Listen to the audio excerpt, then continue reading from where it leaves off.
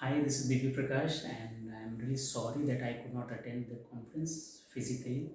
As for some urgent work which could not have been avoided, so I'm really sorry for that.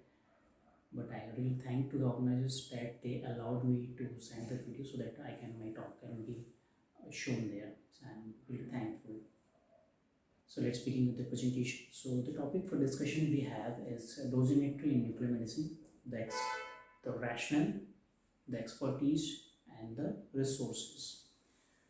So, why do we need to do dosimetry? What are the expertises are required, and what are the resources available to learn those expertise or to get the resources for the dosimetry? These are all the things we are going to see in this presentation, and practically we will be doing dosimetry for radiopharmaceutical dosimetry as well as CT dosimetry. So let's begin with the presentation. So in the era of fusion imaging, we are required and supposed to do both kind of dosimetry, that includes the radiopharmaceutical dosimetry and the CT dosimetry, and believe me, both are entirely different with each other. The terms are different, the techniques are different, everything is different, so we need to learn two techniques for doing the dosimetry in the nuclear medicine. So let's begin. First, see what is the rationale and for doing the dosimetry. This section of the talk I have divided in 6 parts. That includes dosimetry in current clinical practice, statements from the scientific community, typical arguments for not doing dosimetry in the current practices, and the recommendations of governing bodies, ENM guidelines, SOPs for nuclear medicine dosimetry, and the last but not the least is informed decision making process about procedures that involves radiation. Should there be any information to the patient or not about him? In the current clinical practice in the nuclear medicine, what we do is empirical technique, also we call, that is one dose fits all. Means a blanket is given to everybody, just wear it, whether you are lady jeans, small, short, a blanket is given, just wear it, your cold will be gone, kind of thing. In some procedures, there are some adjustments around about the patient body weight. So, but this fixed dose empirical approach, in many number of times, has got poor quality of therapy with no knowledge of what radiation dose the patient has received. And if we continue to do this approach, we will never be able to advance our therapeutic nuclear medicine procedures. There are a number of scientific studies which advocate about patient individualized therapy planning that is more efficient than the empirical method of radionuclide therapies. I'll give you a number of examples where number of clinical papers, scientific papers are saying that individualized therapy planning is much more beneficial than doing one size fits all. There are some studies which are combining all dosimetry procedures, and then they are seeing that this technique is personalized treatment planning is always better. There are a number of studies just see, and in one quote which Dr. Stabin used to say, dosimetry is done for everybody, including radiation workers, CT scan patients, radiotherapy or brachytherapy patients, and even for the airline pilots and the flight attendants. But only one person, only people on the earth for which dosimetry is not done is nuclear medicine patients.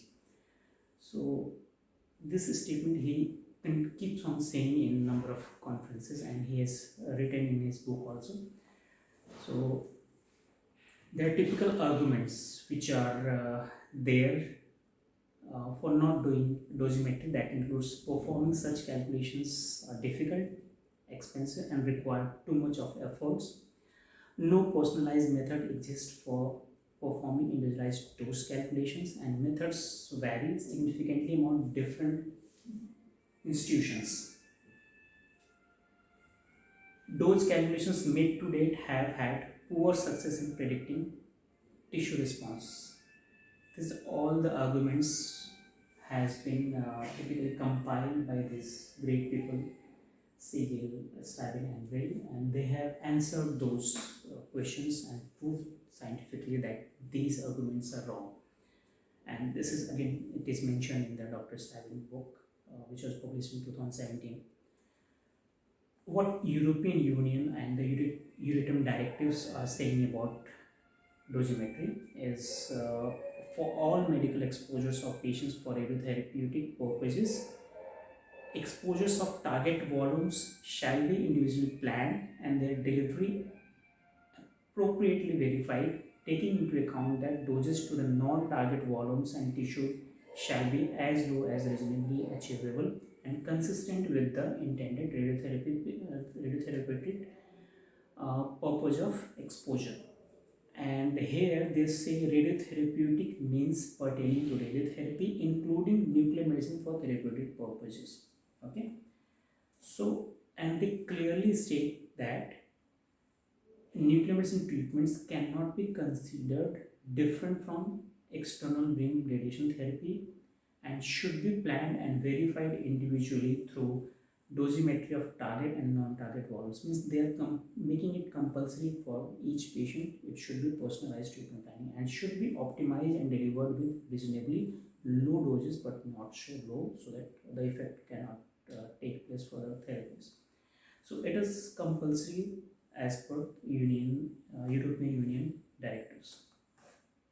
Now, discussing about the informed decision-making radiation doses during radiological or the nuclear medicine procedures, we simply take the consent of patient that this much of a small amount of radioactivity will be injected to you or to given orally, and it will not have a significant effect on you.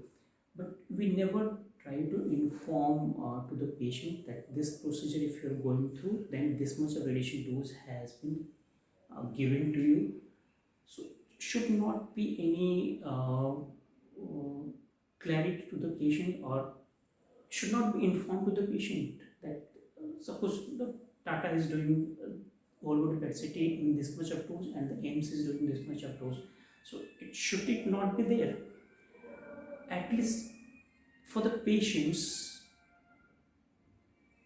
there are three criteria: dose limit, optimization, and justification. For patients, there is no dose limit. Only optimization and justification is followed. But I know the limit is not there. But should it not be audited? Was that procedure done correct way, or unnecessary delays were not obtained, or the doses were not given too much? Should it not be there? At least audit should be there for the doses to the patients. In the US, at least they do assessment of medical exposures. There is a US National Council on Radiation Protection and Measurements, NCRP. They did this assessment in 2017 and it was quoted by this paper. Are we not supposed to give this dose report to the patient as a supplement to the clinical report? Patient comes to us, gets the PET CT done or the nuclear medicine procedures done. They're given the clinical reports. Means these all the findings are there. Should that report not be supplemented with the dose report that this much of radiation was given to you during this procedure? For example, I have given one of, it can be modified, where I am mentioning dose report for the diagnostic radiological. The procedure name can be written, patient name, ID, and the date of procedure, dose from the CT component, dose from the PET component, and the total approximate whole body effective dose can be given to the patient. This sheet should not be attached to the clinical report. Just an open question to you. But this has also some drawbacks, whether patient will not become panic after 2 to 3 PET CTs, because patient used to go, I've seen 6-7 cycles, 6-7 times of PET CTs, up to 10 times patient used to go in his lifetime. So they will keep on adding. So we're not here to create the panic or the fear among the patients. So this can have certain repercussions, like the physicians may get some resistance from the patient side, and they might be asking, like, should I go? I have already this much of radiation. They must be counting. So they may worry about. So again, it is a debatable matter. Should we include this sheet in the report, or चलता है जैसे चल रहा है चल ही रहा है, kind of that. So just think, should it be there as a matter of transparency, as a matter of quality, that this only this much of radiation I have used and I have given you a good quality of report. Now the condition where compulsory conditions of doing dosimetry are required. The condition like TLD exposure, some of the radiation worker was having some cough and cold or fever, and he has gone through CT scan of chest or abdomen or whatever, and he was wearing TLD, and the overexposure has come reported by the regulatory body. In that case, what happens? When as RSO, when we are investigating the matter, we found that the person was wearing TLD and he exposed himself while undergoing any diagnostic procedure, which he is not supposed to do. So in that condition, now we are supposed to do dosimetry as a RSO and then report it to the regulatory body, so that his dose can be considered as a diagnostic dose and it will not be considered as a radiation worker dose. In this situation, we are compulsorily going to do. And in the case of medical event, it was formerly known as misadministration earlier, and this name, I think in India still we are knowing it as a misadministration, but US people, they call it as a medical event. In such cases, an example, there's a pregnant lady and without confirming the pregnancy, radioactivity was injected to the patient. And later on, they figured out that this radiation should not have been given, she was pregnant, and they filed a court case. In that case, we are supposed to do dosimetry. Now the dosimetry has to be done in these situations. So now अभी करना पड़ेगा, तो अभी कैसे करें? In all these situations, let's discuss about the medical events. Just one slide out of this context, just for the information. US NRC changed this term medical misadministration as a medical event in 2012 in their US NRC code regulations, and they defined this misadministration as a medical event as if the dose is more than 50% for the diagnostic and more than 20% for the therapeutic, it will be called as a medical event. And in other situation, if if the dosage is more than the prescribed doses for about 50 millisieverts for the effective dose and 500 millisieverts to the certain organ or tissue, or 500 millisievert to the shallow dose equivalent to the skin. If there is a administration of wrong radiopharmaceuticals, wrong route, wrong patient, wrong doses, and the code further says that the radiopharmaceutical dose administration to patient not intended to receive the dose. Patient का attendant बैठा था, उसको injection हो गया radiopharmaceutical का. In this situation, it is a medical event. Or the patient was pregnant and the radioactivity injected without confirming her LMPA status. So these all the conditions are called as a medical event. In these all the situations, we are supposed to do the dosimetry.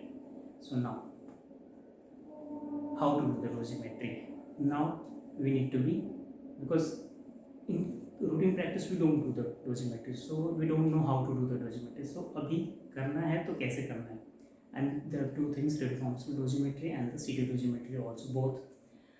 There is a book we published, Dr. Tanda, me and Dr. Keruga and Dr. Bhatt. We published this in November 2022, and this contains two chapters. nuclear medicine internal dose assessment and the city dose assessment. I am not promoting on or not selling my book here. It is just the information which is given in this book. They are so much important, and they have been given all the and they have all the information which we have given in this book is coming from all the experiences, all the studies what we have done in so many years.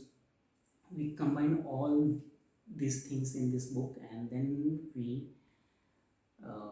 delivered. I know all of you has got some pirated copies. It is shared blindly on the WhatsApps.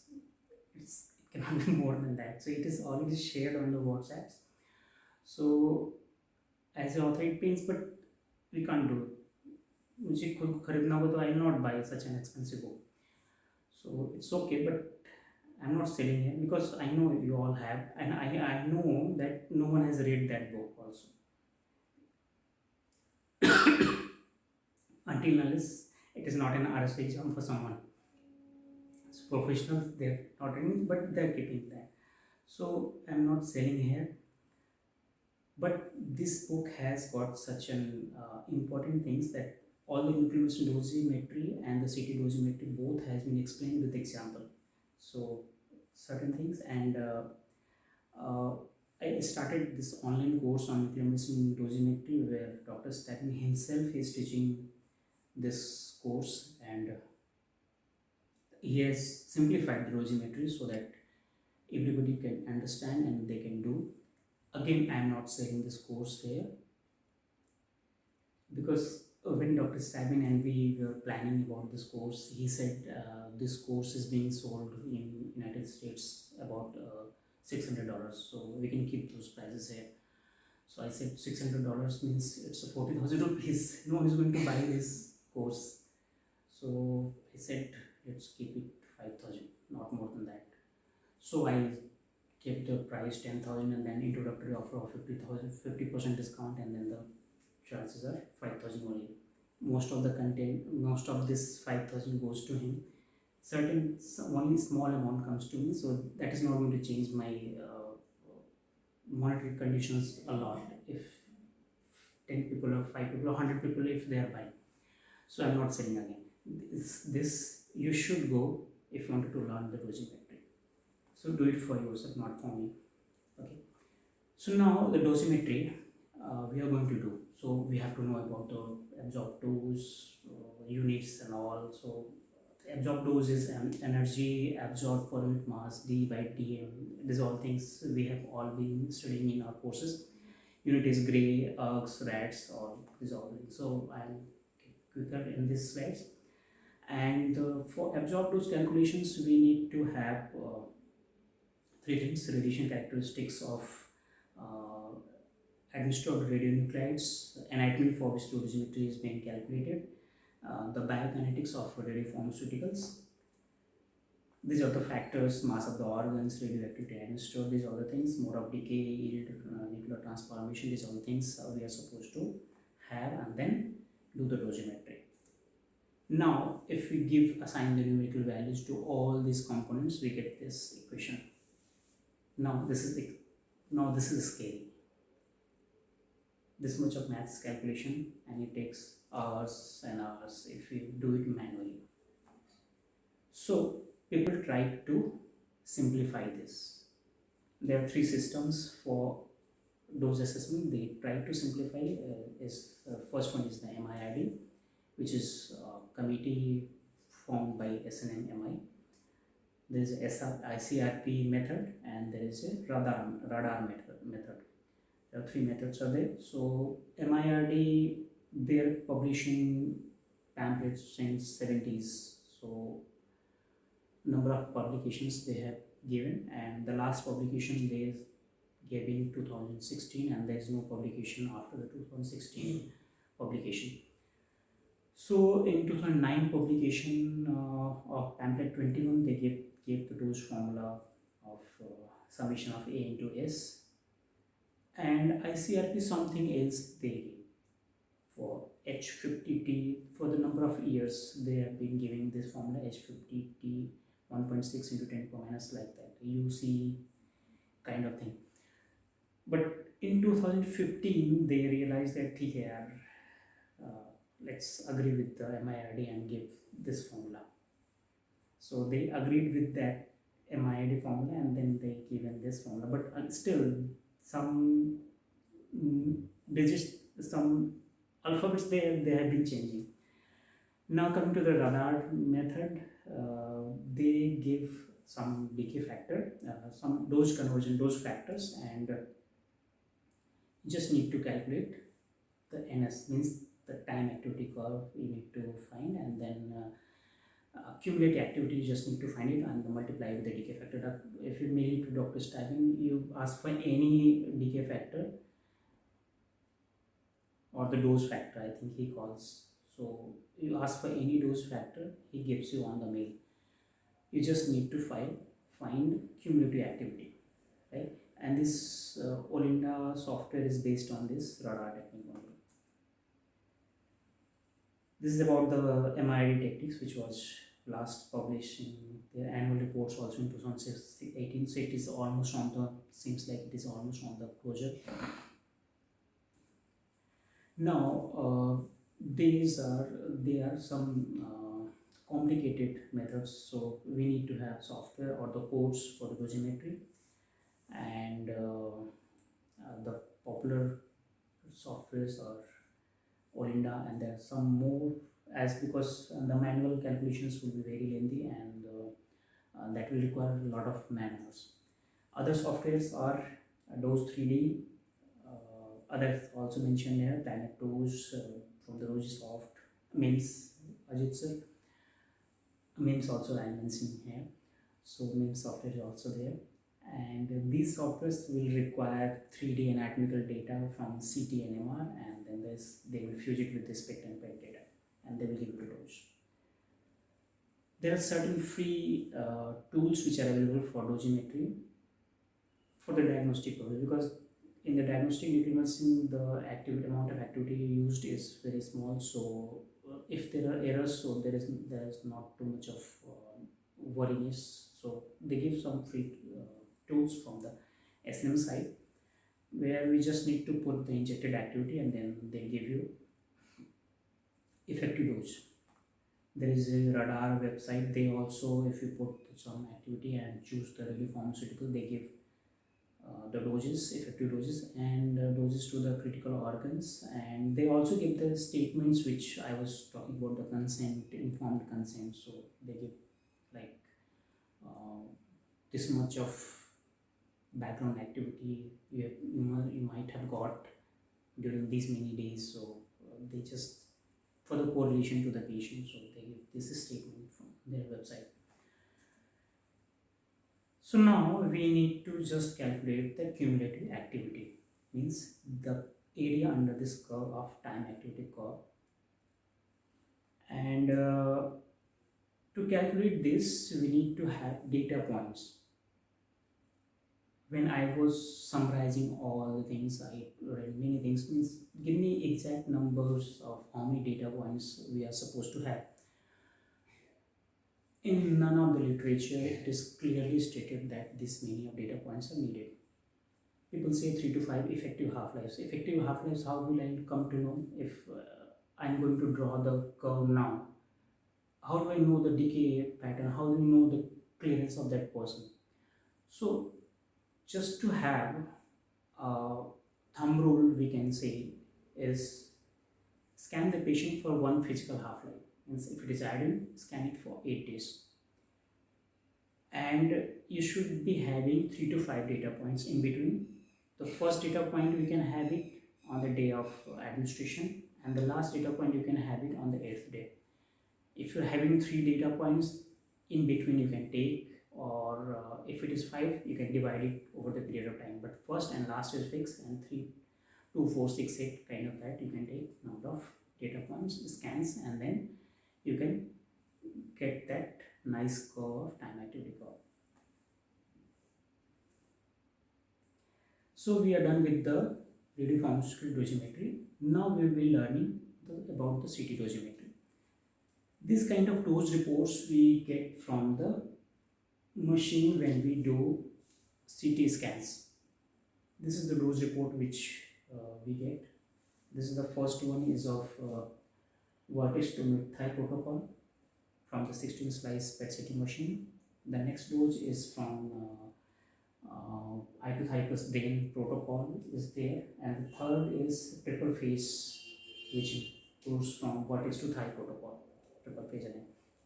So these kind of dose reports we get it from the CT machine when we scan the patients. This has number of terms like scan range, type, CTDI wall, DLP, phantom use. We will not be going too much of details. All the details are given in the book, you can refer. But just to have what are the things are important in this dose report, that will be discussed. So now we are supposed to do a dosimetry of CT. So if you think with the common sense, what are the things we need? We need to know the intensity of the CT beam. What is the intensity of CT beam coming to the patient, and then the length is covered, how much length is being covered, and then the diameter of scan patient. This patient is thicker or thinner, this changes the dose. In this report, the CTDA wall is intensity of CT beam. This represents the intensity of CT beam. Length covered, this is included in the DLP part. DLP is intensity of CT beam multiplied by the length which it is covering from up to from top to bottom, or whatever the length it is covering. So it is a multiplication of both the things. It is dose length product. And the phantom which is used for the dosimetry is body 32, or it's 16 for the head, and for the body it is 32. Based on these are important because this phantom is important because based on those the conversion factors for those calculations are dependent on that. So here, for the simplicity of calculations, the third factor, the diameter of a scanned object, we will consider it as 1. We will consider it as an A+ patient, so that it is 1. It is not a thinner patient, not a thicker patient, so we are not going to have a multiples for that. So we are taking it as a A+ patient. The third part we are leaving, and length cover and the intensity, this is covered in the DLP. So only we need DLP here for the dose calculations. Now this DLP needs to be multiplied with the dose conversion factors, so that directly you will get the doses, effective doses for the patients. And in CT, what happens? They do CT for head and neck, CT for head, chest, neck, different part, abdomen, pelvis. So what happens? They give the dose conversion factors also like that. But in PET-CT, what happens? We do whole body scan.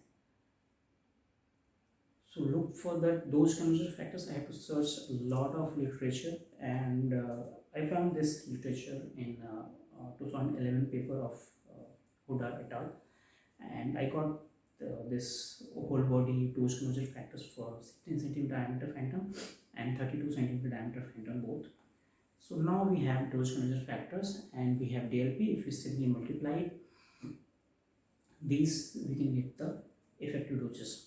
So let's calculate the effective dose for vertex to thigh protocol. Here we have got DLP for HFCT thorax, so this is 276.2, and DLP for whole body we have got. So let's simply multiply with the conversion factors. These are the factors for that, and we get total. And we add up both the effective doses, and we get total of 23.8 millisieverts of dose.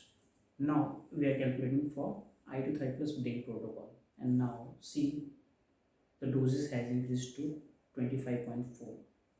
Why this is increased? This is 10% of increase, because some part of body is overlapping when we are scanning the patient for eye to thigh plus brain and the eye to thigh plus brain protocol and the vertex to thigh protocol. There are some areas overlap, so this increases the radiation burden to the patient.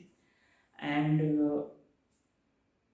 this is the triple phase CT dose report, and if you calculate the doses for this, it is 30 37.3. Can you see the difference?